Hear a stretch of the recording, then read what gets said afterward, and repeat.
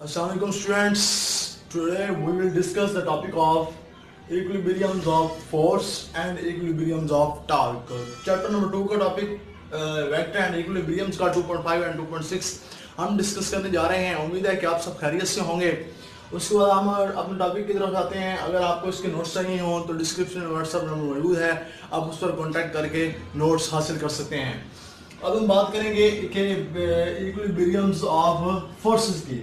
तो हमारे पास देखें कि कोई भी बॉडी है और जो बॉडी हमारे पास है ये इस पर हम एक्स एक्सिस पर फोर्स लगा रहे हैं। अगर हम दोनों साइड्स पर एक्स एक्सिस पर फोर्स लगाएंगे तो हमारे पास जो equilibrium of F of X होगा, force of X along X axis होगी, वो हमारे पास कितनी होगी?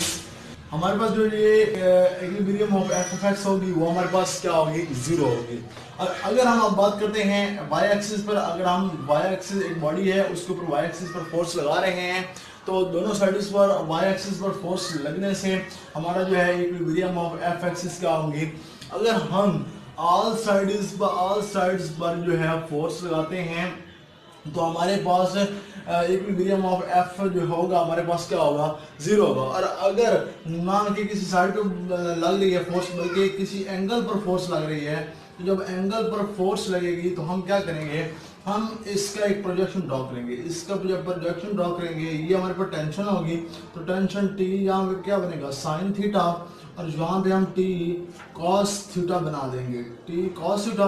और फिर हम यहाँ पे भी क्या करेंगे? प्रोजेक्शन ड्रॉ करेंगे और यहाँ पे क्या बनेगा? टी साइन थीटा बन जाएगा। और यहाँ पे हम क्या करेंगे? टी कॉस थीटा बन जाएगा। अब देखें कि ये जो है यहाँ पे पॉजिटिव क्योंकि वाई एक्सिस पॉजिटिव पे लग रही है, और यहाँ पे जो हमारा होगा माइनस जो है जो हमारा फोर्स हमें लग रही है तो वो हमारे पास माइनस जो वर्क होगा हमारा तो माइनस एक्स एक्सिस पे होगा, तो इसलिए हम इसको यहाँ पे माइनस डिनोट करेंगे।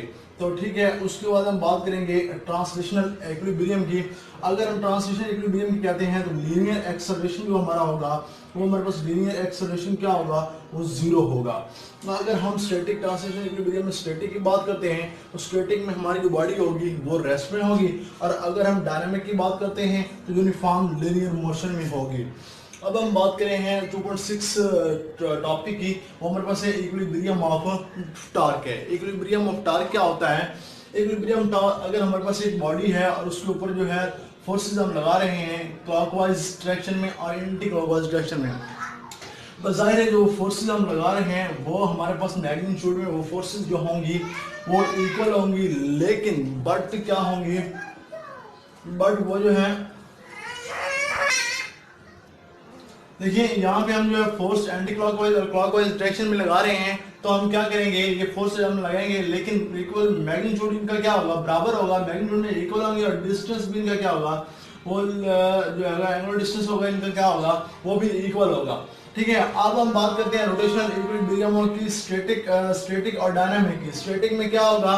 हमारे पास जो है रेस्ट में होगा, और इसका जो इक्विलिब्रियम होगा वो अगर हमारे पास जो है जो टी है हमारे पास टॉर्क अगर जीरो है तो हमारे पास एक्सेलरेशन जो होगा वो क्या होगा? जीरो होगा। तो रोटेशनल इक्विलिब्रियम में जो है एक्सेलरेशन जीरो होगा। अगर स्टैटिक की बात करें तो हमारा जो है बॉडी जो होगा उस रोटेशनल में भी क्या होगा? रेस्ट में होगा। और अगर डायनामिक की बात करते हैं तो वो क्या होगा? यूनिफॉर्म एक्सेलरेशन में होगा। अब हम बात करते हैं कपल की। कपल क्या, यहाँ पे अक्सर स्टूडेंट्स जो हैं गलती कर जाते हैं, क्योंकि अगर यहाँ वो कहते हैं इसको क्या कहते हैं? इक्विलिब्रियम है। अगर हम यहाँ पे मिड पॉइंट पे फोर्स लगाते हैं तो यहाँ दोनों तरफ फोर्स लगाते हैं तब ये इस्लाम क्या होगा? इस्लाम तब ये हमारे पास क्या होगा? ये होगा दूसरे इक्विलिब्रियम में होगा। लेकिन अगर हम इसके क्लॉकवाइज डायरेक्शन में देखें, दूसरा रोटेशनल में हम फोर्स लगा रहे हैं तो एक फोर्स जहाँ लग रही है दूसरी फोर्स क्या कर रही है? तो यहाँ लग रही है, कपल फोर्सेस लग रही हैं, इनके दरमियान जो डिस्टेंस होगा वो डी होगा। इनके दरमियान डिस्टेंस जो होगा डी होगा। तो डी होगा जब टी हमारे पास डिस्टेंस बिटवीन द फोर्सेस, दो फोर्सेस के दरमियान जो डिस्टेंस होगा उसको हम क्या कहेंगे? Couple of torque. तो कपल ऑफ टॉर्क ये हमारे पास क्या होगा? नॉन जीरो होगा। अब हम बात करते हैं ये कुछ हमारे पॉइंट्स था सेंटर ऑफ ग्रेविटी के बारे में। सेंटर ऑफ ग्रेविटी क्या होता है? हमारे पास point where whole weight of the body is concentrated. देखिए ये हमारे पास एक सरफेस है, इसके ऊपर हमने फोर्स लगाई है, तो ये फोर्स जो है हम इसके ऊपर लगा रहे हैं, तो ये जो है हमारा जो कंसंट्रेट बॉडी का जो होगा, तो ये हमारे पास फोर्स हम इसके ऊपर लगा रहे हैं। अब बात करेंगे हम स्टेबिलिटी की। स्टेबिलिटी क्या होती है कि सेंटर ऑफ ग्रेविटी और बेस। अब देखेंगे ये हमारे पास एक बॉडी है, सबसे पहले तो ये सेंटर ऑफ ग्रेविटी पे एक्ट करेगी और उसके बाद बेस पे। इसका सेंटर ऑफ ग्रेविटी जो है, इसका बेस जितना भी ज्यादा होगा और सेंटर ऑफ ग्रेविटी जितना कम होगा, तो ये उतनी ही स्टेबल होगी।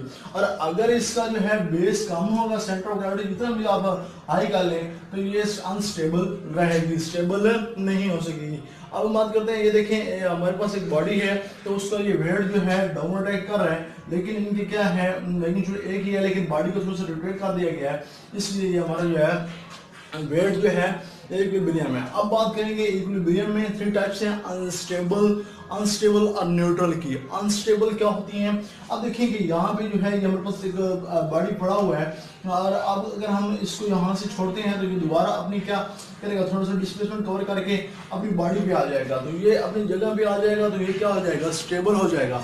और अब अगर हम बात करते हैं अनस्टेबल की, अगर हम थोड़ा सा पीक पोजिशन पर पड़ा है, पीक पोजिशन पर पड़ा है, तो हम इसको थोड़ा सा डिस्प्लेस करेंगे, तो ये क्या करेगा, हम इसको थोड़ा सा इससे डिस्प्लेस करेंगे तो ये अपनी जो पोजीशन है उसको छोड़ देगा, ये अनस्टेबल है। और अगर एक ग्रेविटी के ऊपर ही पड़ा हुआ है, तो अगर हम इसको लीनियर में यहाँ पे भी देखें कि ये हमारे पास ये देखें ये चीज़ बड़ी देखें, ये हमारे पास ये चीज़ है, तो इसको हम अगर ग्रेविटी के बराबर रख देते हैं, तो ये हमारे पास लीनियर में है, तो ये हमारे पास क्या होगा, न्यूट्रल होगा। ठीक है, अगर हमारी वीडियो आपको अच्छी लगी है तो हमारे चैनल को सब्सक्राइब कीजिए, हमारी वीडियोस को लाइक कीजिए, ताकि लेटेस्ट अपडेट आपको मिलती रहें।